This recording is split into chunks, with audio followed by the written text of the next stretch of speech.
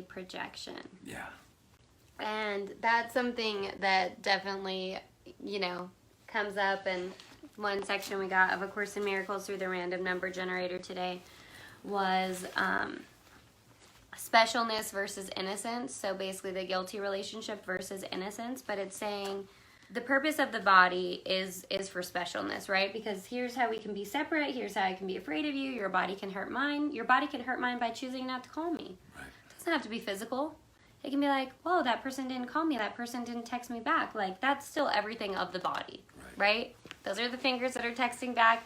And it's saying it wants us to remember that the goal of separation is the curse of the body. Yet your body doesn't really have a goal. My body in and of itself does not have a goal. No, the purpose is of the mind. The purpose is of the mind. Purpose is of the mind. Purpose is of the mind. As a reminder, purpose is of the mind, not the body. And minds can change as they desire. So do I want to, if I've been giving myself the experience of a twin flame as something that's like tumultuous and I'm like, why, when is this person going to wake up to our divine connection? Or, and you don't have to use the word twin flame. This could be just your ex-girlfriend, ex-boyfriend, like, here's the thing to recognize, we're projecting. We don't even know if their feelings are that intense. Typically, Well, and you can look at somebody's, actions, right? Oh like, my I gosh. mean, Right. I mean, you can try to, we've given it all the purpose that it has, right? So if you're giving something a lot of purpose that person liked your post or looked at your story or something, and that means they're still as in love with you as you are with them, yet you haven't heard from them in 6 months, it's like, your mind can change as you desire. So do you desire to equate that with love?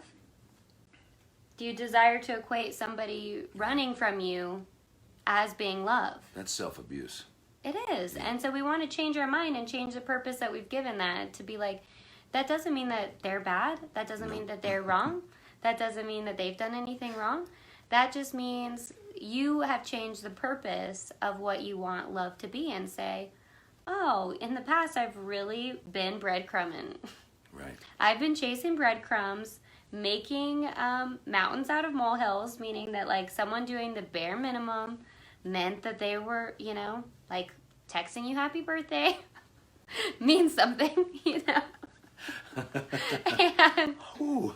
and we're changing, but we're changing it. Like we're changing the purpose. Yeah, right. Our minds can change as we desire, and so look at even the word desire. Like, okay, I'm desiring to keep feeding this narrative. I'm desiring to decide that they have these feelings for me that they just can't express, that they're not awake to, they're not aware.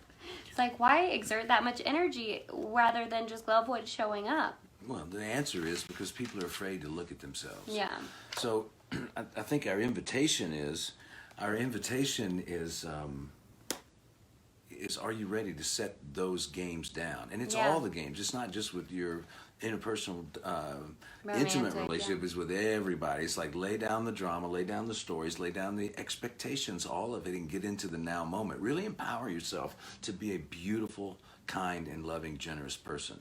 And practice these things of transparency, commitment, and innocence with yourself, knowing that as you do, you raise your vibration, you will draw to you, and it might be an existing partner, could be an old partner, could be a friend, could be anybody, someone out of the blue that will mirror what it is that you're really excited to experience. But it's up to you. Whatever you're creating it all. And if right now you're in a situation where somebody has ghosted you or disappeared or feeding you a false narrative or setting up games that you've got to dance through in order to gain their affection, it's time to start letting that go, because that's not an expression of love.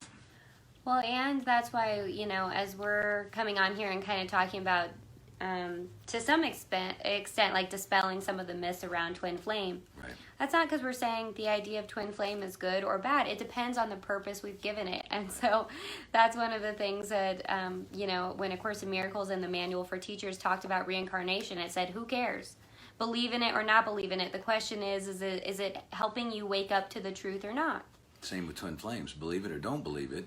is it helping you wake up to the truth or not? Because if we recognize, instead of the split soul dynamic, what A Course in Miracles is trying to wake us up to, and many other spiritual practices and modalities, is the one mind, is that we are actually a lot more connected with everything and all that there is.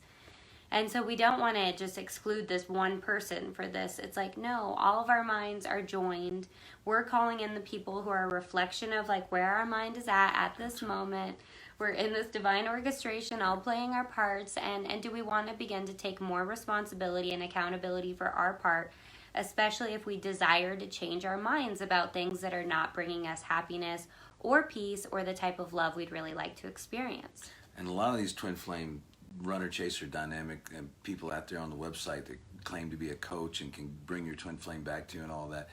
Why do you want them back? Oh, That's what we want to work on you with. Yeah, right. Why do you want that kind of reflection of your worth and value back? Why? Right. And believe me, I've had to ask myself that question too. But that was after wasting time.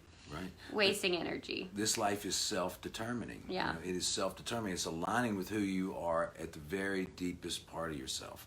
And when you do that, you will automatically draw other people into that sphere. And a holy relationship, like, that's the paradox of it, mm-hmm. is it's already there for you. It's already there. There is no chasing. It's impossible to chase somebody. It's already there for you. It's already there. There is no chasing. It's impossible to chase somebody.